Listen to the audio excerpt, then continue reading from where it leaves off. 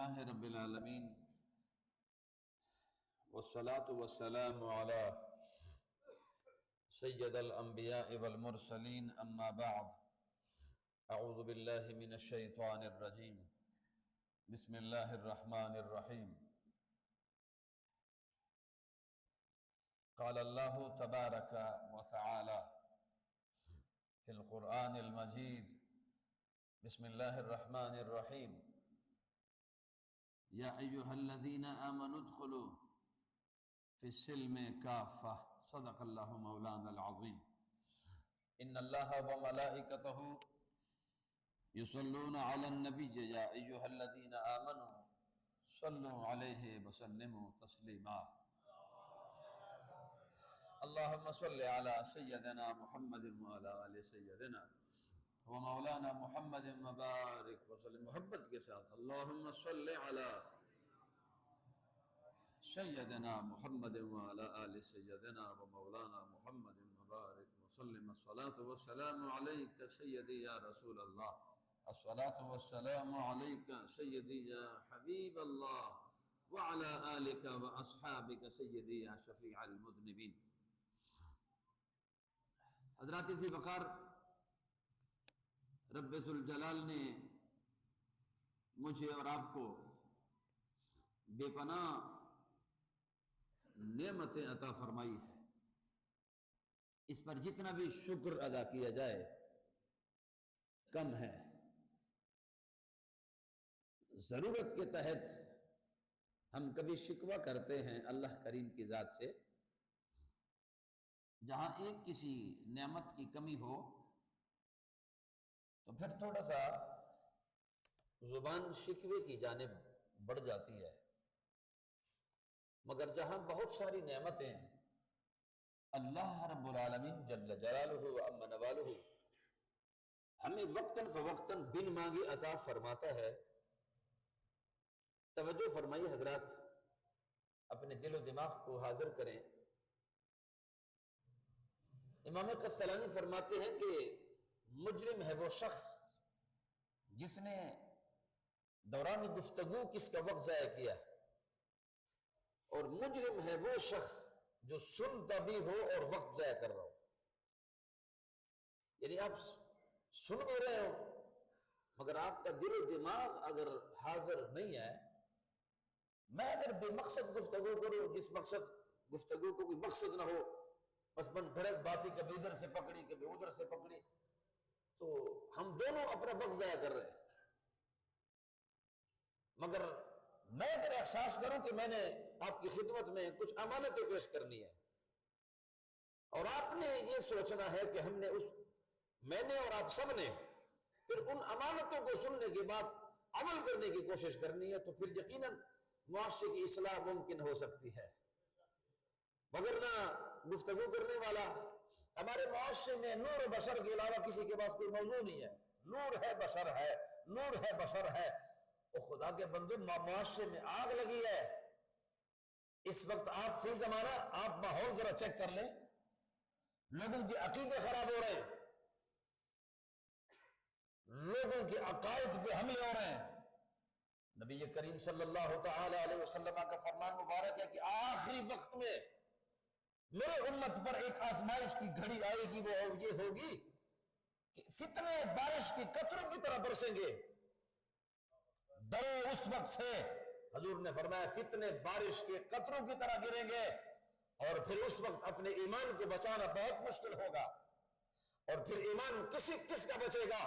ان کا بچے گا جو میرے راستے پہ چلیں گے اور میرے صحابہ کے راستے پہ چلیں گے، اور قرآن کریم کے اس آیت میں چلیں گے کہ یا ایھا الذین آمنوا ادخلوا فی السلم کافہ، کہ ایمان والو اسلام میں پورے داخل ہو جاؤ، اسلام کو پورے طریقے سے قبول کر لو، اسلام کے سامنے اپنے گردن کو رکھ لو، اسلام کے بتائے ہوئے حرام کو حرام تسلیم کر لو، اسلام کے بتائے ہوئے حلال کو حلال تسلیم کر لو. قرآن کریم نے جہاں دائرہ لگا دیا ہے اس دائرے سے آگے نہ جاؤ. اس لیے کہ نبی ذوالجلال نے حکم فرمایا ہے کہ نبی مکرم صلی اللہ تعالی علیہ وسلم کی تعلیمات پر جس نے عمل کیا یہ دین ہے.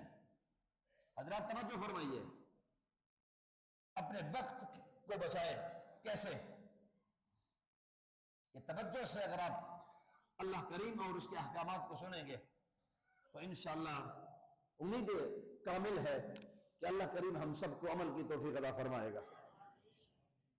حضرات عزیز وقار، میں نے گزارش کی ہے آپ کی خدمت میں کہ رب ذوالجلال نے بے پناہ نعمتیں ہمیں عطا فرمائی ہے. بے پناہ نعمتیں،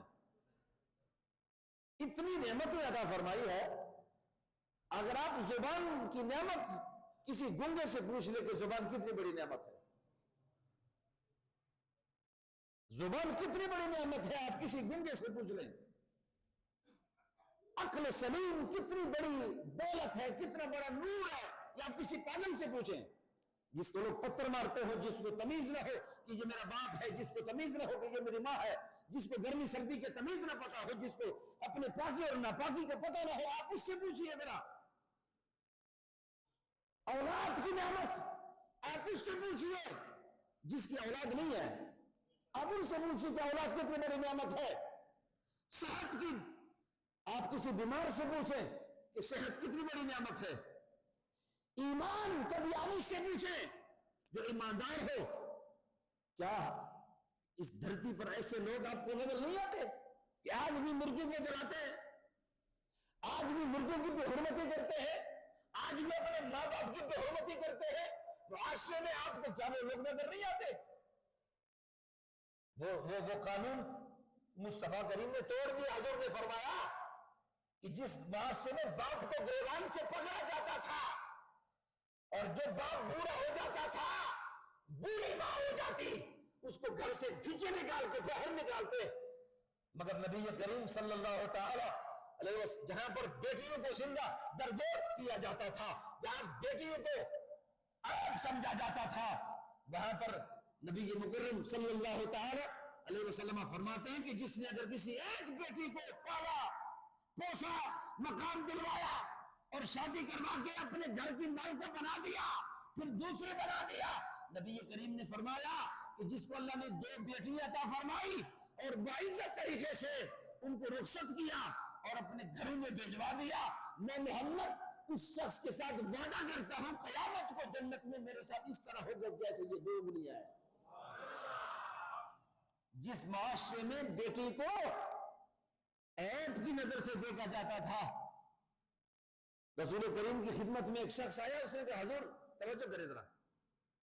آقا کریم نے فرمایا کہ میں حضور کی خدمت میں اس نے عرض کی حضور کاروبار کرتا ہوں، بزنس بھی ہے، بیٹے بھی کماتے ہیں، میں بھی کماتا ہوں، سارے کماتے، 3 کاروبار کرتا ہوں. 3 کاروبار بیک وقت چل رہے ہیں میرے.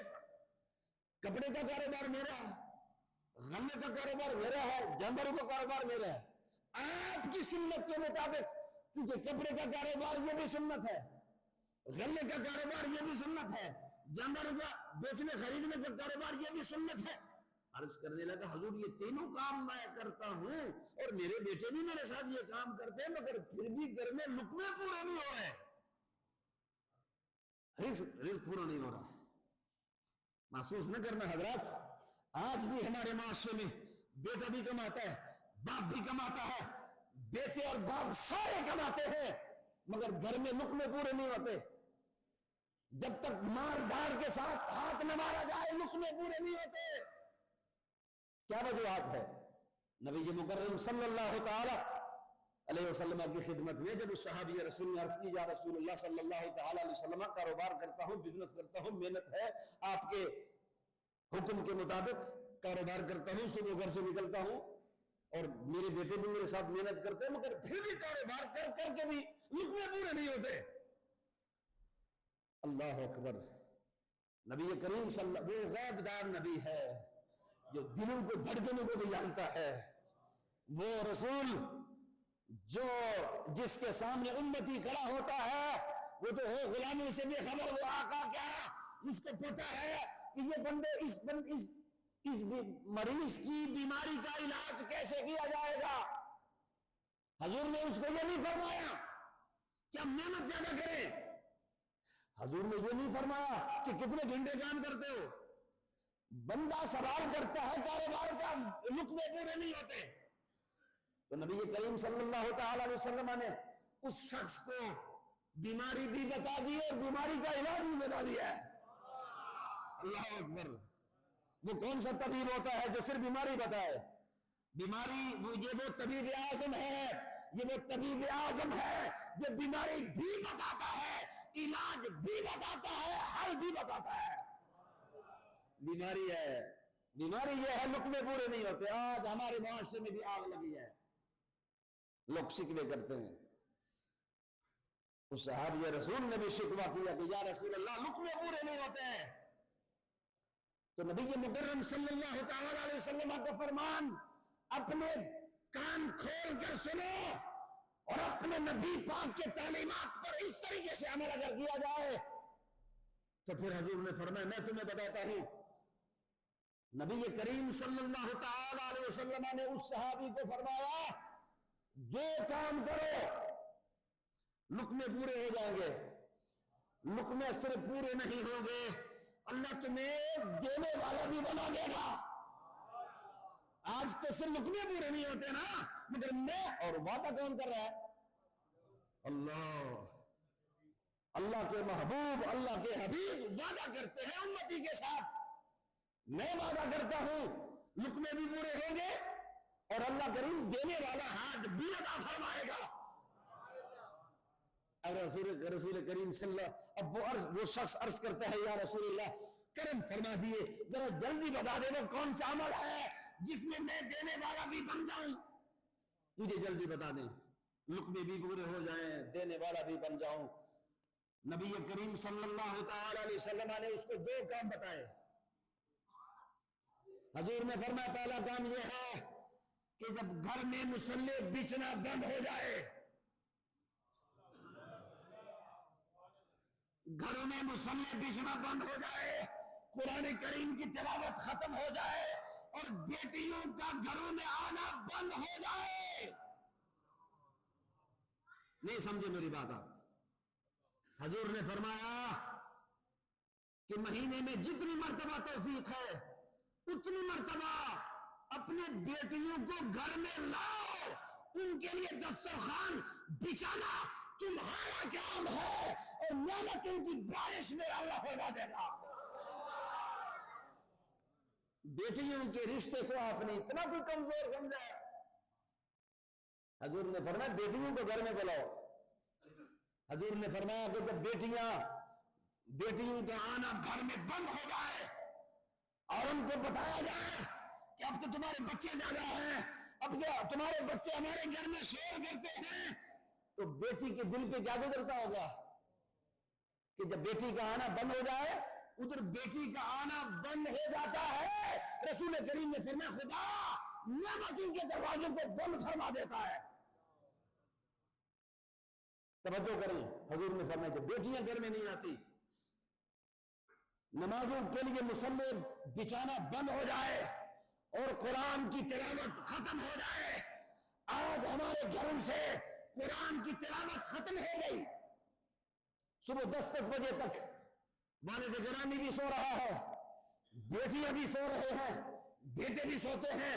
10-11 بجے تو ہمارا ناشتہ ہوتا ہے. تو کیا گھر میں برکت آ جائے؟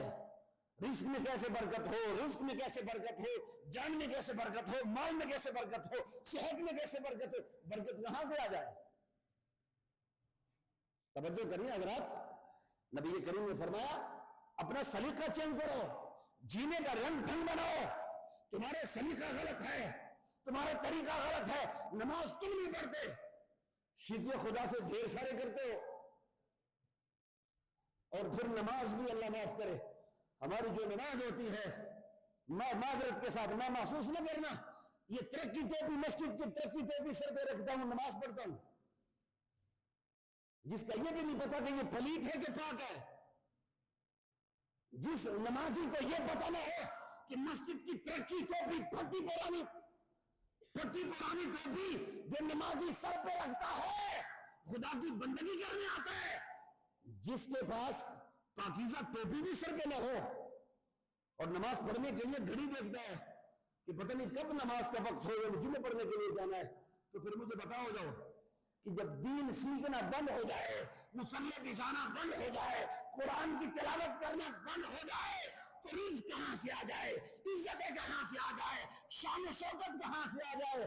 اللہ کریم کے محبوب نے فرمایا کہ اگر عزت چاہتے ہو قرآن کی تلاوت شروع کرو، افضل ذکر تلاوت القرآن، قرآن کی تلاوت شروع کرو، نمازیں پڑھنا شروع کر دو، اور بیٹیوں کی دعوتیں کرنے شروع کر دو، خدا ہر قسم کی نعمتوں سے مالا مال کروا دے گا۔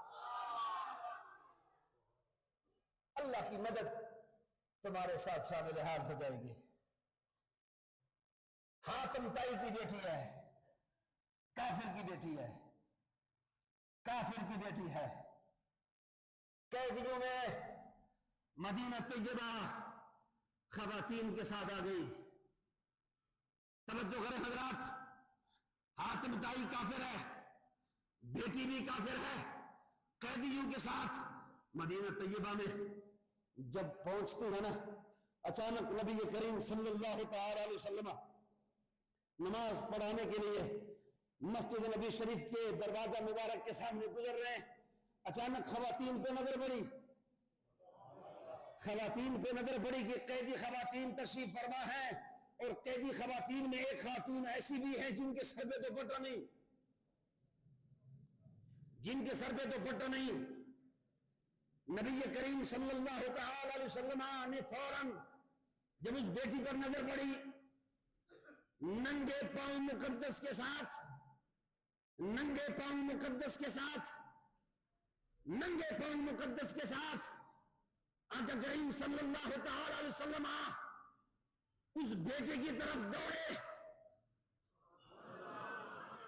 اس بیٹے کی طرف دوڑے، اور وہ کملی جس کی قسمیں رب کھاتا ہے، جس کی پاکیزگی کی قسمیں اللہ اٹھاتا ہے، فرشتے جس چادر کی قسمیں اٹھاتے ہیں، وہ کملی اٹھا کر اس بیٹی کے سر پہ آپ نے فرمایا بیٹی اس کپڑے سے اپنا سر ڈھانپ لو،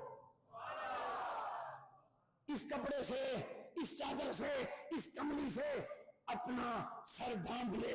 وہ حاتم تائی کی بیٹی کی چیخ نکلتی ہے اور عرض کرتی ہے یا رسول اللہ، جس پیار کے ساتھ، جس محبت کے ساتھ آپ نے میرا سر ڈھانپا، رب ذوالجلال کی عزت کی قسم ہے کہ اتنی محبت کے ساتھ، اتنی شان و شوکت کے ساتھ تو کبھی مجھے باپ نے بھی نہیں بلایا، کبھی میرے باپ نے بھی میرے سر پہ چادر نہیں رکھی۔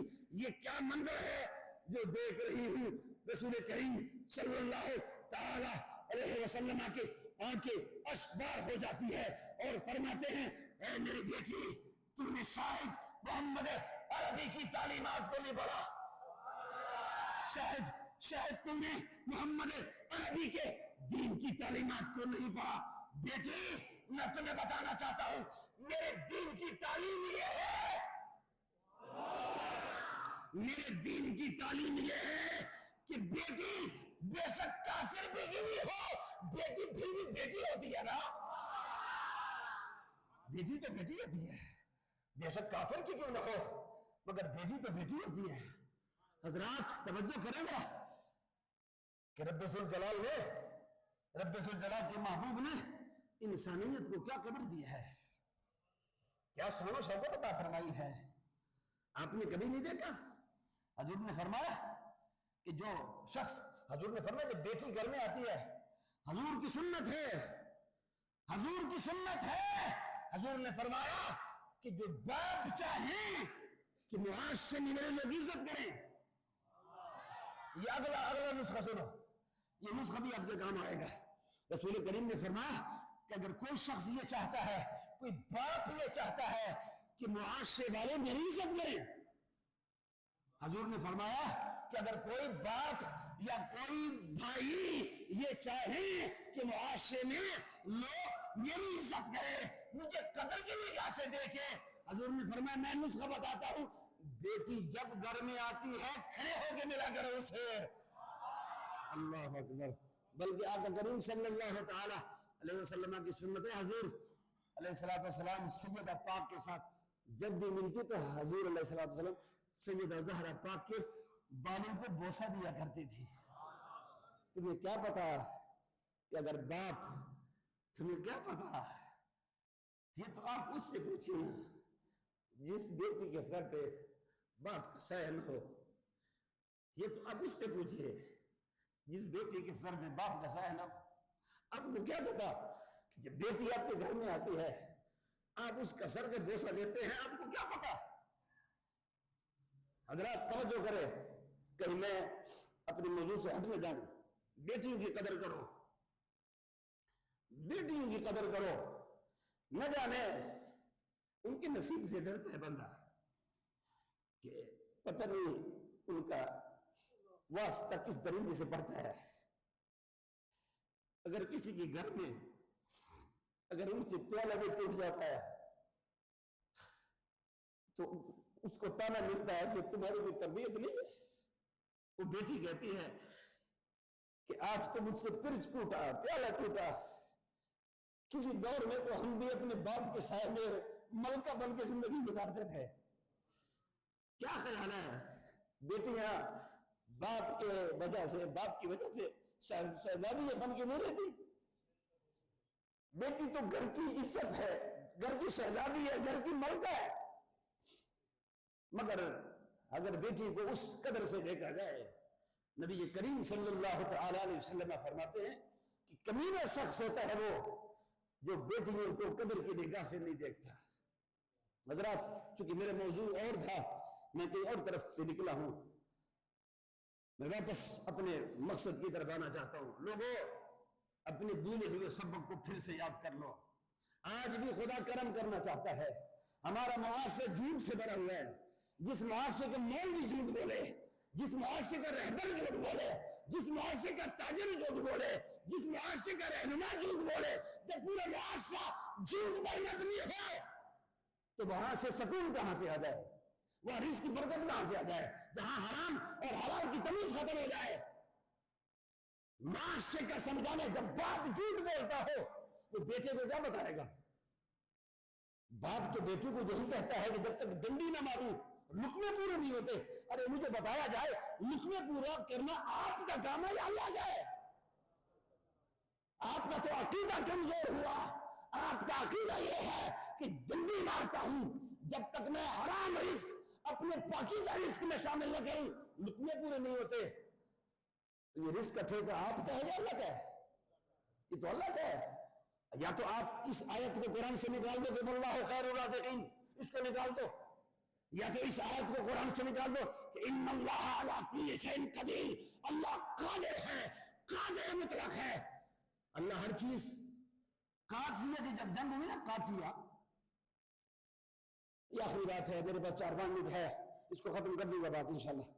قادسیہ کی جب جنگ ہوئی نا، قادسیہ کی، تو حضرت عمر بن عاص، سعد بن عاص، حضرت سعد کے کہنے پر حضرت عمر بن عاص 500 بندوں کو لے کر ایران گئے اور ان کو کہا کہ قادسیہ کی جنگ ہے تو یہاں پر ابھی جانوروں کی بھی ضرورت پڑے گی، پیسوں کی بھی ضرورت پڑے گی، مال و دولت کی بھی ضرورت پڑے گی. تو اس قبیلے کے جانور بہت زیادہ ہے تو آپ جاؤ اور وہاں سے کچھ پیسے اکٹھے کرو، سپاہیوں کے کام آئیں گے. کسی کافروں کے ساتھ جنگ کرنا کوئی آسان کام ہے؟ تو 500 بندوں کا وفد ایران گیا. ایران چلا گیا 500 بندوں کا وفد. حضرت عمر بن عاص رضی اللہ تعالیٰ عنہ کی قیادت میں جانوروں کو اکٹھا کرنے کے لیے، تو وہ جس قبیلے کے جانور زیادہ تھے نا، ان کو جب پتہ چلا نا کہ یہ آئیں گے اور ہم سے جانور طلب کریں گے، تو ان نے ایک سلیقہ یہ کیا جی کہ اپنے تمام جانوروں کو جنگل میں چھوڑا ہے. دور ایک جنگل تھا نا جی، اس میں چھوڑا ہے، اور ہر بندے نے اپنے اپنے ریور کے ساتھ 1-2 بندے چھوڑ دیے کہ جب مسلمانوں کو وفد آئے گا نا تو ہم ان کو دیں گے حضرت جی دیکھو نا جی 1-2-3 گائے ہیں، یہ بکری ہے، ہمارے پاس جانور کدھر ہے؟ نہیں سمجھے میری بات.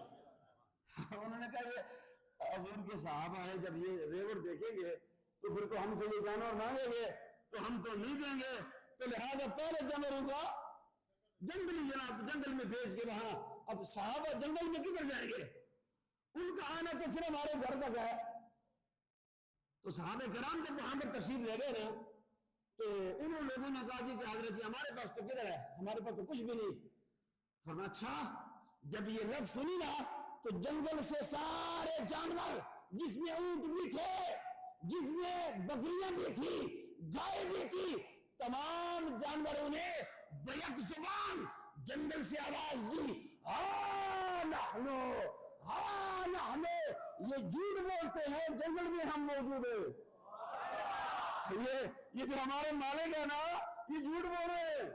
ہم ہاں نحنو، عربی کو نہ کھولا، ہاں نحنو، ہاں نحنو، ہم نے جنگل میں چھوڑ دیا، یہ جھوٹ بول رہے ہیں۔ ادھر جنگل میں آ جاؤ، جنگل میں آ جاؤ، ہم تمہارے انتظار میں ہیں تاکہ ہم بھی اسلام کے کام آ جائیں۔ اور تمام صحابہ جب جنگل میں گئے نا تو تمام جانوروں نے اپنے گردنوں کو جھکایا۔ یہ ہے اللہ کی مدد۔ اللہ رب العالمین ہم سب کی مدد فرمائے۔ السلام علیکم ورحمۃ اللہ وبرکاتہ۔